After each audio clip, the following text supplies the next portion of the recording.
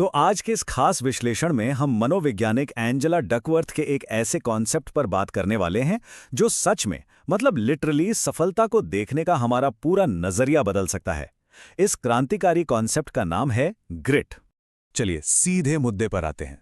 बचपन से हम सबने यही सुना है ना कि अगर कामयाब होना है तो जन्मजात टैलेंट होना तो बहुत जरूरी है। लेकिन क्या सच में ऐसा है? क्या परम सफलता के लिए सिर्फ नेचुरल टैलेंट ही एकमात्र सीढ़ी है? आइए इस सच से पर्दा उठाते हैं। आज की हमारी चर्चा कुछ इस तरह आगे बढ़ेगी। सबसे पहले टैलेंट का धोखा, फिर ग्रिट असल में क्या है, उसके बाद सफलता का फॉर्मूला, ग्रिट के 4 मुख्य स्तंभ और आखिर में इसे जीवन में कैसे उतारें। हम इस पूरे मनोवैज्ञानिक रिसर्च को बहुत ही आसान और प्रैक्टिकल तरीके से समझने वाले हैं। तो शुरू करते हैं अपने पहले भाग से, टैलेंट का धोखा। अब इस तुलना को देखिए। हम अक्सर क्या करते हैं? हम मोजार्ट जैसे महान संगीतकार को देखते हैं और उनके जादुई टैलेंट की तारीफ करने नहीं थकते। उन्हें बस एक चमत्कार मान लेते हैं। लेकिन उस दूसरे संगीतकार का क्या, जो खामोशी से सालों तक पसीना बहाता है, गलतियां करता है और लगातार रियाज करता है। सच पूछे तो इस खामोश मेहनत के बिना कोई भी जादुई टैलेंट किसी काम का नहीं है। इसे हम अपने असली जीवन के हीरो से बहुत अच्छे से समझ सकते हैं। सचिन तेंदुलकर और MS धोनी। स्कूल के दिनों में कोई पैदाइशी जीनियस नहीं थे, पर उन्होंने अपने खेल में जो असाधारण और बिना रुके मेहनत की, उसी ने उन्हें लेजेंड बनाया। इससे एक बात तो साफ है, किताबी टैलेंट सब कुछ नहीं है। लगातार की गई मेहनत ही इंसान को शिखर तक ले जाती है। आते हैं दूसरे भाग पर। ये ग्रिट असल में है क्या भला? अगर आसान शब्दों में कहें तो ग्रिट 2 चीजों का एक बहुत ही पावरफुल कॉम्बिनेशन है, जुनून और दृढ़ता। यहां जुनून का मतलब कोई 1-2 दिन का जोश नहीं है, बल्कि एक गहरी, धीमी आंच की तरह सुलगने वाली लंबी लगन है। और दृढ़ता का मतलब है बार बार गिरने के बावजूद बिना रुके अपने लक्ष्य की तरफ बढ़ते रहना। बस हार ना मानना ही ग्रिट है। और हाँ, ये कोई हवाई मोटिवेशनल बातें नहीं हैं। एंजेला डकवर्थ का ये एकेडमिक रिसर्च पेपर सालों की गहरी साइकोलॉजिकल रिसर्च और साइंस पे आधारित है। कमाल की बात तो ये है कि उन्होंने वेस्ट पॉइंट जैसी दुनिया की सबसे टफ मिलिट्री एकेडमी में रिसर्च की और ये साबित किया कि वहां भी सफलता टैलेंट से नहीं बल्कि मानसिक मजबूती और ग्रिट से तय होती है। ग्रेट वाले इंसान की सबसे बड़ी खूबी यही है, वो सफलता को एक लंबी मैराथन की तरह देखते हैं, किसी 100 मीटर की फर्राटा दौड़ यानी स्प्रिंट की तरह नहीं। इसमें शुरू में बहुत तेज भागने से ज्यादा लंबे समय तक टिके रहने का स्टैमिना मायने रखता है। जो जल्दी थककर बैठ गया वो रेस से बाहर, जो धीरे ही सही पर चलता रहा, असली जीत उसी की होती है। चलिए अब तीसरे भाग की तरफ बढ़ते हैं, सफलता का असली फॉर्मूला। इस फॉर्मूले का पहला स्टेप बहुत सीधा है। टैलेंट को जब मेहनत से गुणा किया जाता है तब वो कौशल यानी स्किल बनता है। मतलब टैलेंट सिर्फ एक पॉसिबिलिटी है। जब तक उसमें अपना पसीना और मेहनत नहीं झोंकी जाती तब तक वो किसी ठोस स्किल में नहीं बदल सकता। अकेला टैलेंट सच में कुछ भी नहीं है। अब आता है फॉर्मूले का दूसरा और सबसे डिसाइडिंग स्टेप। जब स्किल आ गई तो उसे एक बार फिर, जी हां, एक बार फिर मेहनत से गुणा करना पड़ता है। तब जाकर असली अचीवमेंट यानी उपलब्धि मिलती है। दूसरी बार मेहनत किए बिना स्किल बस एक बेकार रखी हुई खूबी बनकर रह जाती है। इस पूरे गणित में ध्यान देने वाली बात क्या है? वो है नंबर 2। डकवर्थ के इस फॉर्मूले में टैलेंट सिर्फ एक बार आता है, लेकिन मेहनत 2 बार आती है। और यही वजह है कि रॉ टैलेंट के मुकाबले लगातार की गई मेहनत की कीमत कहीं ज्यादा होती है। इसे एक घर बनाने के उदाहरण से समझते हैं। टैलेंट क्या है? टैलेंट बस कागज पर बना हुआ एक खूबसूरत सा नक्शा है। पर सोचिए, क्या सिर्फ नक्शा देखने से इमारत खड़ी हो जाती है? बिल्कुल नहीं। उस नक्शे को हकीकत में बदलने के लिए हर दिन, चाहे धूप हो या बारिश, एक एक ईंट रखनी पड़ती है। और वो जो हर दिन ईंटें रखने की ताकत है ना, वही तो ग्रिट है। अब आते हैं चौथे भाग पर, ग्रिट के 4 मुख्य स्तंभ। कोई भी मजबूत ग्रिट इन 4 पिलर्स पर खड़ी होती है। पहला है रुचि, यानी नई चीजों को आजमाना और अपनी दिलचस्पी खोजना। दूसरा है अभ्यास, जो हर रोज कल से बेहतर बनाता है। तीसरा है उद्देश्य, जब काम सिर्फ अपने लिए नहीं बल्कि दूसरों के लिए भी मायने रखने लगता है। और चौथा पिलर है उम्मीद, जो असफलता के घुप अंधेरे में भी वापस खड़े होने की हिम्मत देती है। इन चारों में से अभ्यास सबसे ट्रिकी हिस्सा है। इसे सार्थक अभ्यास या डेलिब्रेट प्रैक्टिस कहते हैं। इसके 4 स्टेप्स हैं। पहला, काम पर लेजर जैसा फोकस रखना। दूसरा, तुरंत फीडबैक लेना कि आखिर चूक कहाँ हुई। तीसरा, उन गलतियों को सुधारना। और चौथा, इस पूरी प्रोसेस को तब तक रिपीट करना जब तक कि वो कमजोरी सबसे बड़ी ताकत न बन जाए। हाँ, ये बहुत थका देने वाला होता है, पर असली ग्रोथ यहीं छुपी है। ये तुलना देखना बहुत जरूरी है। एक तरफ है सार्थक अभ्यास, जो मुश्किल है, जिसमें दर्द है, संघर्ष है, और जहां अपनी कमियों को रगड़ रगड़ कर सुधारा जाता है। ये तैयारी का समय है। और दूसरी तरफ है फ्लो, जहां सब कुछ एकदम मक्खन की तरह सहज लगता है, जैसे कोई खिलाड़ी बड़े मैच में बिना सोचे बस अपना बेस्ट दे रहा हो। याद रखिए, सार्थक अभ्यास में जितना ज्यादा पसीना बहेगा, फ्लो में प्रदर्शन उतना ही शानदार और एफर्टलेस होगा। तो चलिए अब बढ़ते हैं आखिरी भाग की तरफ, इसे अपनी असल जिंदगी में कैसे उतारें। सबसे काम की चीज जो हम कर सकते हैं वो है मुश्किल काम का नियम, यानी द हार्ड थिंग रूल अपनाना। इसके 3 बहुत ही क्लियर रूल्स हैं। पहला, जानबूझकर कोई ऐसा काम चुनिए जो थोड़ा टफ हो। दूसरा, उसे बीच में कभी मत छोड़िए जब तक उसका एक लॉजिकल एंड ना आ जाए। और तीसरा, वो काम किसी दबाव में नहीं बल्कि अपनी मर्जी से चुना गया हो। अपनी मेंटल टफनेस और सहन शक्ति बढ़ाने का ये सबसे अचूक तरीका है। इसके साथ ही कुछ छोटी छोटी डेली हैबिट्स भी बहुत जरूरी हैं। रोज की प्रोग्रेस को ट्रैक करना, चाहे वो कितनी भी छोटी क्यों ना हो, उन छोटी छोटी जीतों को सेलिब्रेट करना हमें आगे बढ़ने का फ्यूल देता है। और सबसे अहम बात, फेल होने को गेम ओवर ना माने, उसे बस एक फीडबैक की तरह देखें जो बता रहा है कि अगली बार क्या अलग और बेहतर करना है। अगर इस पूरे विश्लेषण का निचोड़ किसी एक लाइन में कहना हो तो वो ये है: सफलता जीनियस होने के बारे में नहीं है, यह निरंतरता के बारे में है। नेचुरल टैलेंट शुरुआत में थोड़ा एक्स्ट्रा पुश जरूर दे सकता है, लेकिन लॉन्ग रन में कंसिस्टेंसी और जिद ही हर बार, जी हां हर बार, कच्चे टैलेंट को पीछे छोड़ देती है। तो आज जो कुछ भी समझा उस पर गहराई से सोचिएगा और खुद से ये सवाल पूछिएगा, आज से ऐसा कौन सा मुश्किल काम चुना जाए जो अंदर की ग्रिट को एक चट्टान की तरह मजबूत बना दे। इसी विचार के साथ आज के इस विश्लेषण को यहीं विराम देते हैं। जरा इस बात पर ध्यान दीजिए। एक तरफ एक इंसान है जो किसी बहुत ही जटिल धुन को पियानो पर पहली बार में ही इतनी आसानी से बजा देता है मानो वो संगीत बस उसी के लिए बना हो, एकदम एफर्टलेस। और दूसरी तरफ एक और इंसान है जो रोज अपनी उंगलियों में दर्द होने तक रियाज कर रहा है, पसीना बहा रहा है। तो अक्सर समाज में क्या देखा जाता है? लोग उस पहले इंसान को देखकर तुरंत खड़े होकर तालियां बजाने लगते हैं। मतलब उसे देखते ही कह देते हैं कि अरे वाह, ये तो जन्मजात जीनियस है। बिल्कुल, हम उसे एक जादुई इंसान मान लेते हैं। लेकिन उस दूसरे इंसान को अक्सर नजरअंदाज कर दिया जाता है जो रोज घिस घिस कर अपना कौशल निखार रहा है। तो ऐसा क्यों है कि टैलेंट हमें इतना सम्मोहित कर देता है? और यही आज की हमारी इस डीप डाइव का मुख्य मिशन है। सही कहा। इस चर्चा में हम ये समझने की कोशिश करेंगे कि सफलता के पीछे असली गणित क्या है। हाँ, तो मैं आज की इस गहरी चर्चा की होस्ट हूँ और मेरे साथ हमेशा की तरह हमारे एक्सपर्ट मौजूद हैं।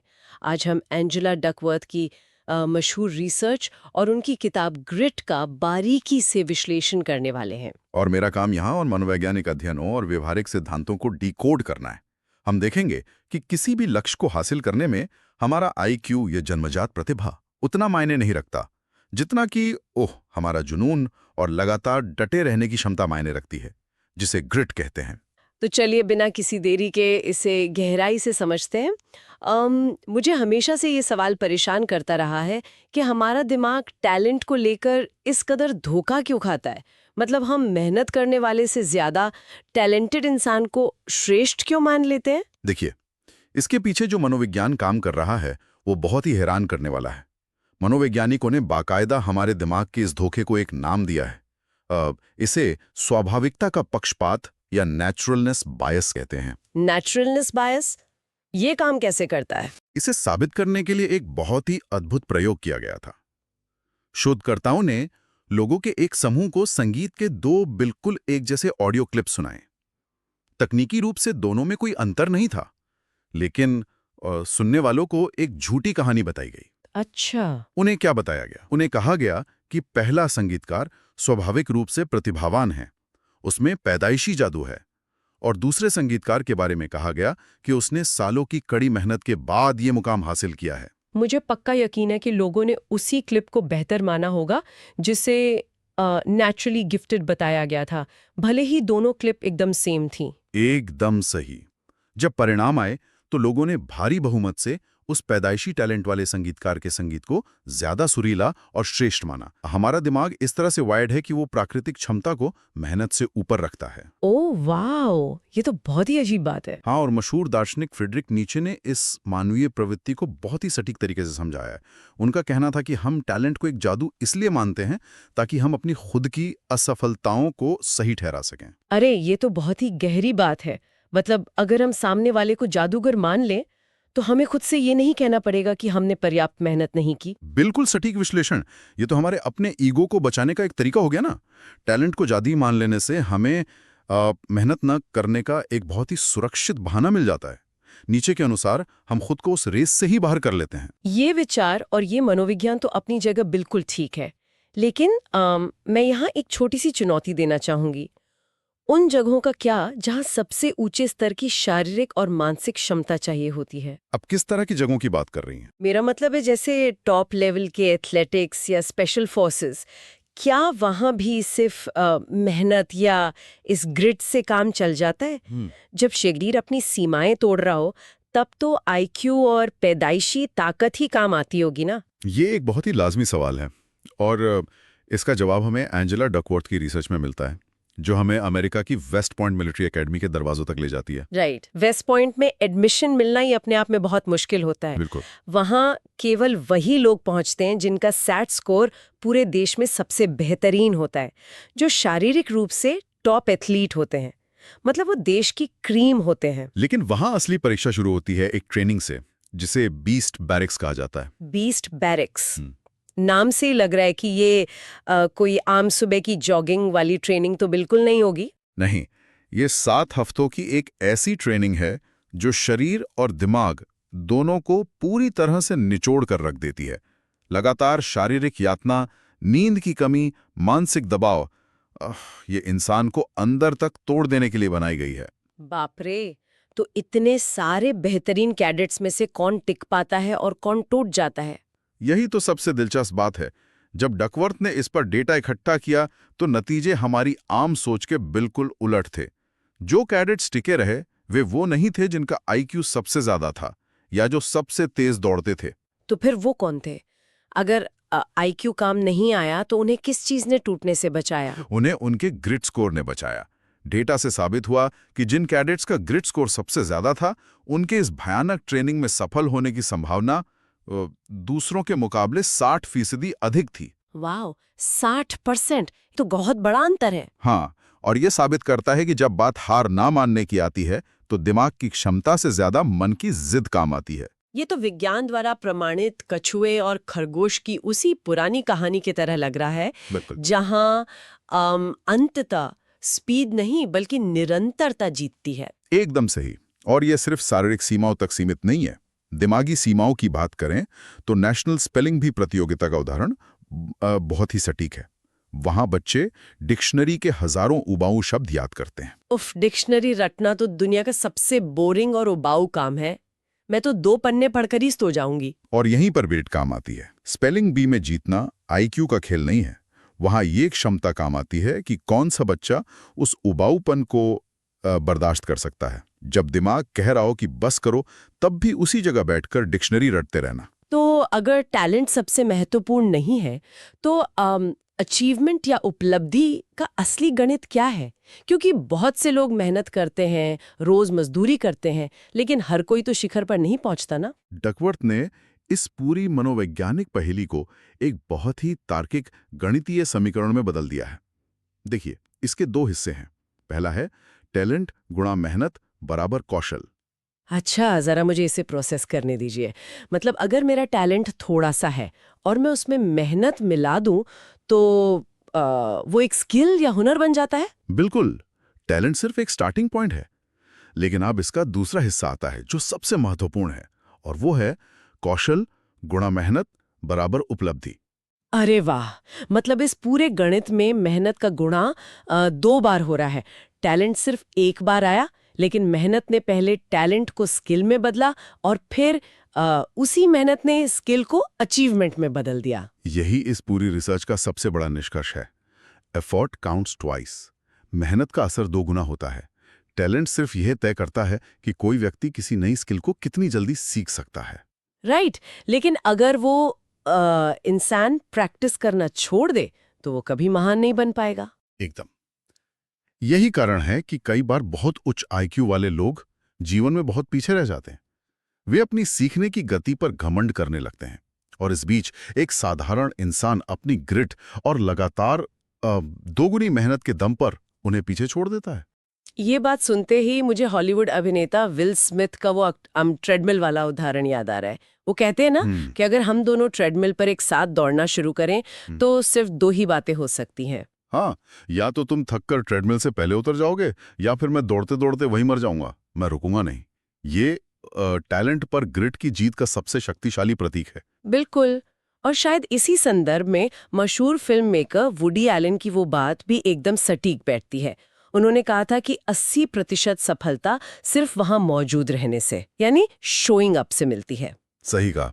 अगर बिना कोई बहाना बनाए रोज अपनी मेज पर अपने मैदान में हाजिर हुआ जाए तो आधी जंग तो वैसे ही जीत ली जाती है। लेकिन यहाँ एक समस्या है। कैसी समस्या? ये सुनना और समझना बहुत आसान लगता है कि बस मेहनत करो, एक दिन जोश में आकर ट्रेडमिल पर दौड़ना आसान है। असली सवाल ये है कि सालों तक ये प्रेरणा कहाँ से आती है? हाँ, ये एक बहुत ही प्रैक्टिकल सवाल है। हम इंसान हैं, मशीन तो है नहीं। तो इस ग्रिट को एक मांसपेशी की तरह हम कैसे विकसित किया जाए? मनोवैज्ञानिकों के अनुसार इसके 4 बहुत ही मजबूत स्तंभ हैं। पहला है रुचि या इंटरेस्ट। अब यहाँ एक बहुत बड़ी गलतफहमी है लोगों में। लोग सोचते हैं कि पैशन कोई सिनेमाई एहसास है कि एक सुबह आप सोकर उठे और लक्ष्य मिल गया। हाँ, हम अक्सर ऐसा ही सोचते हैं कि पैशन अचानक से किसी जादू की तरह टकराएगा। पर ऐसा नहीं होता। रुचि बहुत ही धीरे धीरे पनपती है। नई चीजों का प्रयोग करने से, सवाल पूछने से। ये एक धीमी आंच पर पकने वाले खाने की तरह है। मतलब मुझे पहले ये खोजना होगा कि मुझे क्या पसंद है। लेकिन सिर्फ पसंद होना काफी नहीं है ना। जैसे मुझे संडे को क्रिकेट खेलना पसंद है, पर इसका मतलब ये तो नहीं कि मैं कल चैंपियन बन जाऊंगी। बिल्कुल सही कहा। और यहीं पर ज्यादातर लोग अटक जाते हैं। इसलिए दूसरा स्तंभ आता है अभ्यास। लेकिन कोई आम अभ्यास नहीं, बल्कि जानबूझकर किया गया अभ्यास, डेलिब्रेट प्रैक्टिस। ये डेलिब्रेट प्रैक्टिस आम प्रैक्टिस से कैसे अलग है? आम अभ्यास में हम वो करते हैं जो हमें आता है और जिसमें हमें मजा आता है। लेकिन डेलिब्रेट प्रैक्टिस का मतलब है सिर्फ और सिर्फ अपनी सबसे बड़ी कमजोरियों पर फोकस करना। अच्छा, मतलब अगर मुझे गिटार बजाना पसंद है तो मैं वो धुन नहीं बजाऊंगी जो मुझे अच्छी तरह आती है। मुझे वो कॉर्ड्स बजाने होंगे जहां मेरी उंगलियां बार बार फंसती हैं। एग्जैक्टली। और ये प्रक्रिया बहुत उबाऊ, फ्रस्ट्रेटिंग और मानसिक रूप से दर्दनाक होती है। एक गेंदबाज लगातार 100 यॉर्कर फेंकने का अभ्यास करेगा, भले ही वह कितनी बार फेल हो। हमारा दिमाग इस दर्द से भागना चाहता है। हुफ, ये तो सच में बहुत फ्रस्ट्रेटिंग है। तो जब हम ये दर्द सह रहे होते हैं तब हमें क्या चीज रुकने नहीं देती? यही तीसरा स्तंभ काम आता है, उद्देश्य या पर्पस। ये ग्रिड का सबसे भावनात्मक हिस्सा है। आप ईंटें जोड़ने वाले 3 मजदूरों की कहानी तो आपने सुनी होगी। हाँ, वो जिसमें पहला मजदूर चिढ़कर कहता है कि ईंटें जोड़ रहा हूँ। उसका फोकस सिर्फ उस काम की बोरियत पर होता है। सही कहा। दूसरा कहता है कि वो परिवार पालने के लिए दीवार बना रहा है। लेकिन जब तीसरे से पूछा जाता है तो उसकी आंखों में चमक होती है। वो कहता है, मैं ईश्वर का घर, एक भव्य चर्च बना रहा हूँ। वाह, नजरिया कैसे पूरी बात को पलट देता है। काम तीनों एक ही कर रहे हैं, लेकिन तीसरे के लिए वो एक बहुत बड़ा मिशन बन गया है। यही उद्देश्य की ताकत है। जब काम किसी बहुत बड़े उद्देश्य से जुड़ जाता है तो इंसान आसानी से हार नहीं मानता। और अंत में चौथा और आखिरी स्तंभ है आशा या होप। आशा मतलब पॉजिटिव थिंकिंग। क्या ये वो वाली आशा है जिसमें हम हाथ पर हाथ धरे बैठे रहते हैं और सोचते हैं कि सब कुछ अपने आप ठीक हो जाएगा? बिल्कुल नहीं। ये कोई अंधी आशा नहीं है। मनोवैज्ञानिक इसे सक्रिय आशा या एक्टिव होप कहते हैं। कैरोल ड्वेक के सिद्धांत में इसे ग्रोथ माइंडसेट भी कहा गया है। ग्रोथ माइंडसेट, इसका मतलब कि अगर मैं आज फेल हुई हूं तो मैं ये नहीं सोचूंगी कि मुझ में ही कोई कमी है। एकदम सही। ग्रोथ माइंडसेट वाला इंसान सोचता है कि क्षमताएं पत्थर की लकीर नहीं है। अगर आज फेल हुए हैं तो कल अपनी रणनीति बदलकर फिर से कोशिश करेंगे। ये सारी बातें एक बहुत ही दिलचस्प मुकाम पर आके मिलती हैं। हम अक्सर समाज में पैशन को लेकर बहुत गलतफहमी में जीते हैं। हम पैशन को एक बहुत ही तीव्र भावना समझ लेते हैं, जैसे कोई आतिशबाजी, हाँ, लोग सोचते हैं कि बस जोश आना चाहिए। जबकि असल में पैशन का मतलब ये निरंतरता है। बोरियत और मुश्किलों के बावजूद स्थिरता के साथ काम करते रहना ही असली पैशन है। आपने बिल्कुल इसके कोर को पकड़ लिया है। पैशन तीव्रता नहीं है, पैशन धीरज है। अब सबसे बड़ा सवाल ये उठता है कि इन सारे मनोवैज्ञानिक सिद्धांतों को हम अपने रोजमर्रा की आदतों में कैसे बदलें। सजेस्ट किया गया है जिसे द हार्ड थिंग रूल यानी मुश्किल काम का नियम कहा जाता है। लेकिन इसे लागू करने से पहले वाइज पेरेंटिंग को समझना जरूरी है। वाइस पेरेंटिंग, इसका ग्रिट से क्या कनेक्शन है? कनेक्शन ये है कि हमें टैलेंट की नहीं बल्कि प्रयासों की तारीफ करनी होगी। हमें ये नहीं कहना चाहिए कि तुम कितने स्मार्ट हो। इसके बजाय कहना चाहिए मुझे गर्व है कि तुमने इस पर इतनी मेहनत की और हार नहीं मानी। ये बहुत जरूरी बदलाव है। तो अब इस हार्ड थिंग रूल पर आते हैं। इसके नियम क्या हैं? इसके 3 स्पष्ट नियम हैं। पहला नियम, परिवार के हर इंसान को एक ऐसा काम चुनना होगा जो उसके लिए सच में मुश्किल हो, जैसे किसी के लिए कोडिंग सीखना या गिटार सीखना। ठीक है, मुश्किल काम चुन लिया। अब दूसरा नियम क्या है? दूसरा नियम, आप उस काम को बीच में नहीं छोड़ सकते जब तक उस काम का एक स्वाभाविक अंत ना आ जाए, जैसे कि सीजन का अंत या कोर्स का पूरा होना। तब तक आपको टिके रहना होगा। ओह, मतलब जब बोरियत होने लगे या फ्रस्ट्रेशन हो तब हम उसे क्विट नहीं कर सकते। ये तो बहुत कड़ा नियम है। कड़ा है, लेकिन इससे अनुशासन आता है। और तीसरा नियम यह है कि वो मुश्किल काम व्यक्ति खुद चुनेगा, कोई उस पर थोपेगा नहीं। इससे अनुशासन और आजादी का एक बहुत ही खूबसूरत संतुलन बनता है। मुझे ये नियम बहुत पसंद आया। ये हमें कठिनाई को गले लगाना सिखाता है। एम्ब्रेस द सक। दर्द या बोरियत से भागने के बजाय वहां टिके रहना। बिल्कुल। इसका एक बहुत शानदार उदाहरण NFL खिलाड़ी स्टीव यंग का है। जब उन्होंने अपना करियर शुरू किया था तो उन्हें लगातार बेंच पर बैठना पड़ता था। कोई और होता तो हताश होकर खेल छोड़ देता। हाँ, अक्सर लोग ईगो हर्ट होने पर गिव अप कर देते हैं। लेकिन उन्होंने उस निराशा का इस्तेमाल किया। जब बारिश हो रही होती थी तब भी वो मैदान में अकेले अभ्यास करते थे। उन्होंने उस कठिनाई को गले लगाया। विफलता को उन्होंने अंत नहीं, सिर्फ एक फीडबैक माना। ये सारी कहानियां बहुत प्रेरणादायक हैं, लेकिन यहाँ मेरे दिमाग में एक बहुत ही जरूरी सवाल आ रहा है। क्या ग्रिट हमेशा अच्छी ही होती है? आपका मतलब क्या है? मेरा मतलब है, क्या कभी-कभी हम किसी गलत चीज पे, किसी ऐसे काम पर बेवजह अड़े नहीं रहते जो काम ही नहीं कर रहा? क्या बहुत ज्यादा जिद्दी होना नुकसानदेह नहीं हो सकता? ये एक बहुत ही शानदार और मैच्योर सवाल है, और यहीं पर हमारी चर्चा में एक जरूरी संतुलन आता है। यूनाइटेड किंगडम के जुबली सेंटर ने ग्रिट की बहुत ही महत्वपूर्ण आलोचनाएं की हैं। उन्होंने एक कॉन्सेप्ट दिया है जिसे वो ग्रिटी विलन कहते हैं। Gritty villain? ये सुनने में ही किसी सुपर हीरो फिल्म के विलन जैसा लग रहा है। असल में ये उससे भी ज्यादा खतरनाक है। इसका मतलब है कि अगर किसी व्यक्ति में हार न मानने की गजब की जिद है, लेकिन उसके पास कोई नैतिक दिशा या मॉरल कंपस नहीं है, तो वो समाज के लिए बहुत बड़ा खतरा बन सकता है। बाप रे! मतलब एक अपराधी जो अपने गलत मंसूबों को पूरा करने के लिए बिना थके लगा रहे, उसके पास भी तो ग्रिट है ना? बिल्कुल। नैतिकता के बिना ग्रिट एक विनाशकारी हथियार बन सकती है। इसके अलावा मनोविज्ञान में एक टर्म है लॉस एवर्जन। जब हम किसी चीज में बहुत ज्यादा ग्रिट दिखाते हैं तो हम उस काम को छोड़ नहीं पाते, भले ही वो हमें बर्बाद कर रहा हो। अरे, ये तो वैसा ही है जैसे हम सिनेमा घर में कोई बहुत ही उबाऊ फिल्म देख रहे हों। हमें पता है कि फिल्म बकवास है, हमारा सिर दर्द कर रहा है, लेकिन हम सिर्फ इसलिए उठकर नहीं जाते क्योंकि हमने टिकट के पैसे दिए हैं। बिल्कुल, परफेक्ट उदाहरण दिया आपने। बहुत अधिक ग्रिट हमें उसी दर्शक की तरह बना देती है। ग्रीक पौराणिक कथाओं में सिसिफस का चरित्र है जो एक भारी पत्थर को पहाड़ पर चढ़ाता है और वो बार बार नीचे गिर जाता है। ये एक निरर्थक जिद है। तो इसका समाधान क्या है? हम कैसे तय करें कि हम कब डटे रहना है और कब फिल्म छोड़कर बाहर निकल जाना है? अरस्तु का स्वर्णिम मध्य सिद्धांत हमें याद दिलाता है कि किसी भी गुण की अति बुरी होती है। इसके लिए हमें प्रैक्टिकल विजडम या फ्रोनेसिस की आवश्यकता होती है। प्रैक्टिकल विजडम मतलब ये जानना कि कब किसी काम को छोड़ना समझदारी है और कब हार मानना कमजोरी है। एकदम सही। और एक और सामाजिक आलोचना भी है जिसे हमें नहीं भूलना चाहिए। हम हर सफलता और असफलता को सिर्फ ग्रिड के तराजू पर नहीं तौल सकते। हाँ, ये बहुत जरूरी पॉइंट है। हम ग्रिड को गरीबी या सिस्टम की कमियों को नजरअंदाज करने का बहाना नहीं बना सकते। कई बार बाहरी परिस्थितियां इंसान की पहुंच से बाहर होती हैं। बिल्कुल।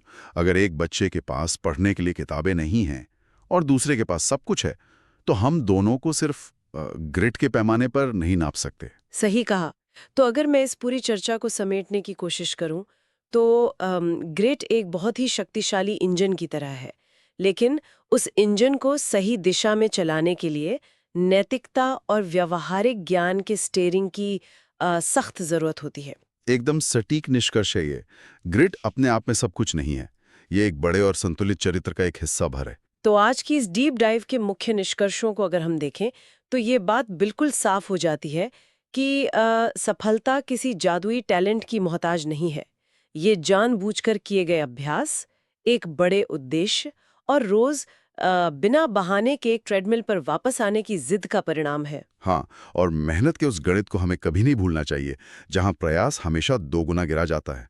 टैलेंट सिर्फ आपको दौड़ में शामिल करता है, लेकिन फिनिश लाइन तक आपकी ग्रिट ही पहुंचाती है। इस गहरी चर्चा को समाप्त करते हुए हम एक बहुत ही गहरा विचार छोड़कर जाना चाहते हैं। हमें खुद से पूरी ईमानदारी से पूछना चाहिए, आईने में देखकर, कि हमारे जीवन का वो कौन सा मुश्किल काम है जिसे हम असफलता या बोरियत के डर से अब तक टालते आ रहे हैं। बिल्कुल, ये सवाल हर किसी को खुद से पूछना चाहिए। क्या पता वही मुश्किल काम जिससे भागने की हम लगातार कोशिश कर रहे हैं, असल में हमारी सबसे बड़ी सफलता का एक लौता रास्ता हो। शुरुआत में हमने उस जादुई पियानो वादक की बात की थी। अगली बार जब हम किसी पैदाइशी जीनियस को देखें तो हम उसकी उस चमक के पीछे छिपी खामोश और जिद्दी ग्रिट को जरूर महसूस करें। शायद वो हमें अपना मुश्किल काम शुरू करने की हिम्मत दे दे।